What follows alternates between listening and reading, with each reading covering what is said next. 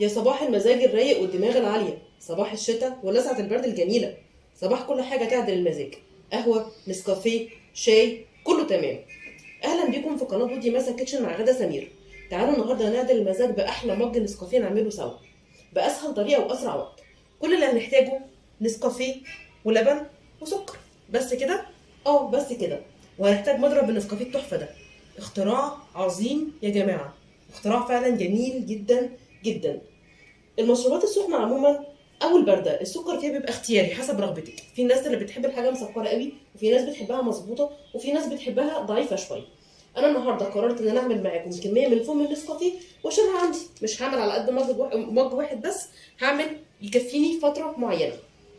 هنبدا الاول. هجيب السكر بتاعي،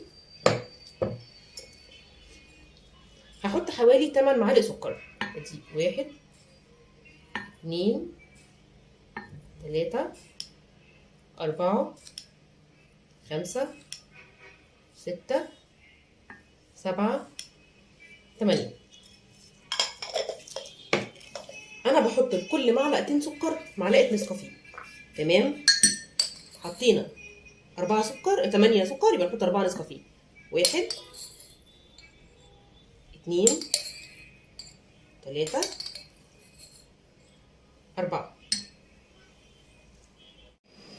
بعد ما حطينا النسكافيه على السكر بالطريقه دي، هبدا انزل عليهم بالميه بالراحه.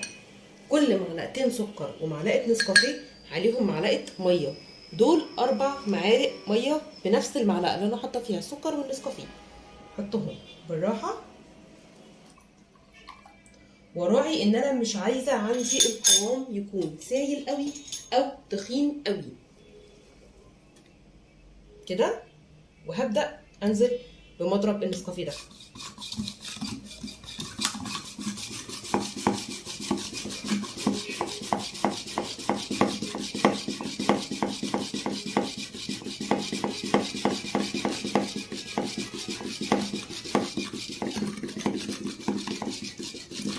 زي ما انتم شايفين اللون بدأ يبقى فاتح معايا والقوام بيتقل، وافضل اضرب لحد ما اتاكد ان السكر داب تماما، وان القوام معايا بقى قوام كريمي مش محبب.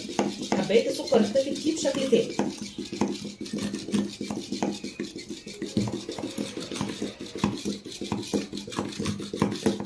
فكره المضرب دي فكره رهيبه، وطبعا اضطريت ان انا اعمله في بوله واسعه علشان المضرب حجمه كبير ما بيدخلش جوه الكوبايه.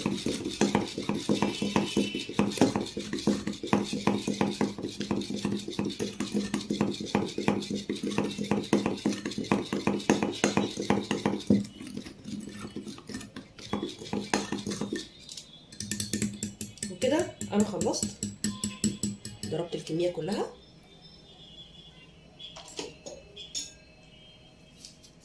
زي ما انتم شايفين خلط معايا عامل ازاي، تجانس وبقى كريمي، والسكر داب خالص وبقى تقيل معايا.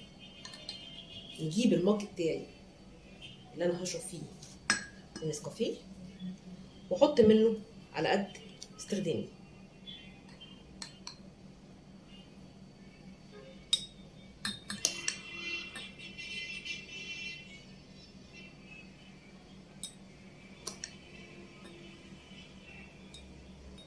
حلو قوي كده عشان ما يطلعش تقيل او مسكر.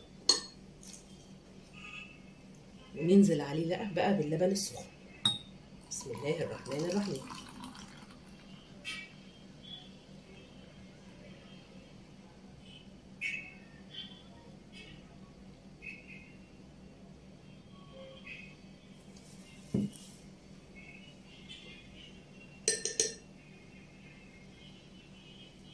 نفس المعلقه هقلب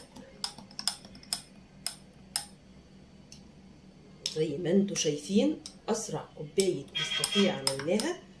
وكمان بقى لما نعمل الفوم مش هياخد معانا كل ده، يا دوب هنغلي اللبن ونحطه على الفوم وخلاص.